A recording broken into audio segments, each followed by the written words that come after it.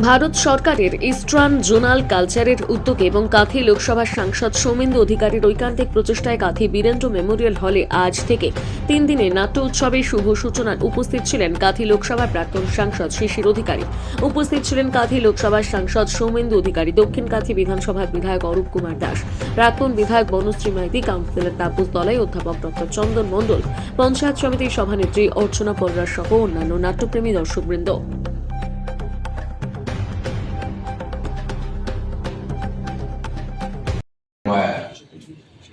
এখানে উপস্থিত আছেন আমাদের ঘরের ছেলে, আমাদের কাঁথি লোকসভা সদস্য আমাদের সৌমেন্দু অধিকারী, উপস্থিত আছেন আমাদের মাস্টারমশাই দক্ষিণ কাশী বিধায়ক অরূপবাবু, আমাদের ডিরেক্টর সাহেব, এখন ঘরের ছেলে, যার উদ্যোগে বারে বারে এখানে হয় আমরা আপ্লুত হই। উনি এখন চিরকাল কাঁথিমুখী লোক, কাঁথির জন্য উনি দৌড়ে আসেন।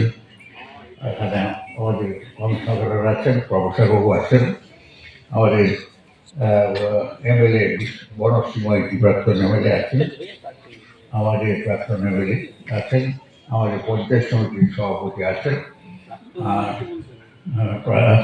আর এবছর অনুরোধ করে যাচ্ছি, আমার যেন 80 বছর আপনাকে আমরা এই ঘরে পাই।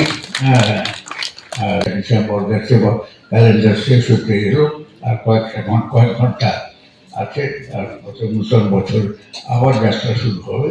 আমরা সকলে সকলের মঙ্গল কামনা করছি। ঠাকুর মঙ্গলময় আপনাদের সকলকে ভালো রাখুন, আমাদের এই এলাকা সমৃদ্ধ হোক। বিশেষ করে মোদীজির নেতৃত্বে যে কথা না বললেন নয়, যে ঐতিহ্যশালী শক্তিশালী স্বামী বিবেকানন্দের বাণী যে ভারত একটা শক্তিশালী হবে বিশ্বে, বরং ঠাকুর আমাদের বলে গেছেন।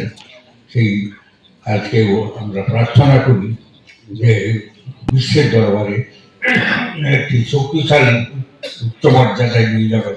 এই প্রার্থনা করে সকলকে ধন্যবাদ জানিয়ে আমার বক্তব্য সত্যি নমস্কার।